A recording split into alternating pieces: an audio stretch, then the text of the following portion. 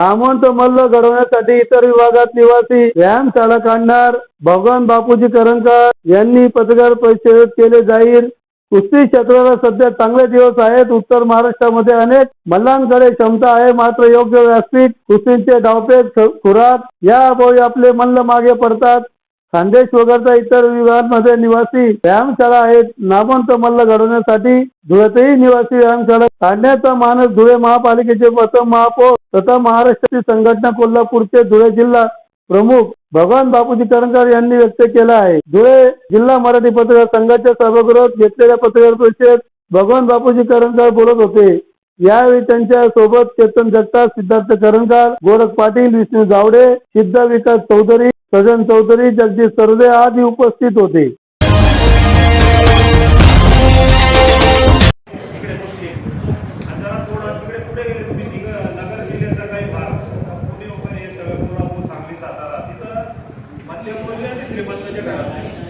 जसं तुम्ही हे तीन प्रांत जर बघितले, राजस्थान, यूपी आणि हरियाणा, या तीन प्रांतांमध्ये घरातला एक व्यक्ती सैन्य दलात असतो.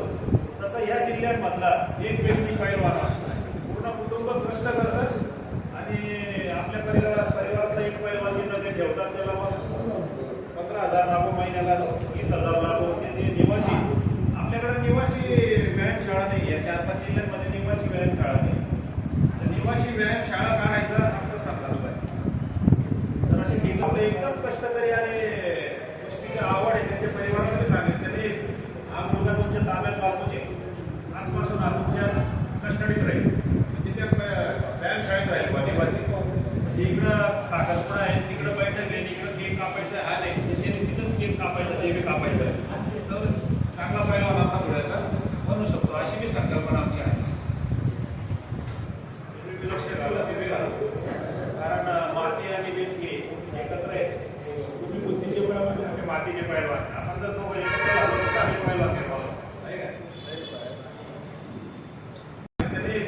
हा मुलगा तुमच्या ताब्यात बापूजी आजपासून हा तुमच्या कस्टडीत राहील, तिथे व्यायामशाळेत राहील बा निवासी. इकडं साखरपुडा आहे, तिकडं बैठक आहे, तिकडं केक कापायचा हा नाही, तिथंच केक कापायचा, ते कापायचं आहे.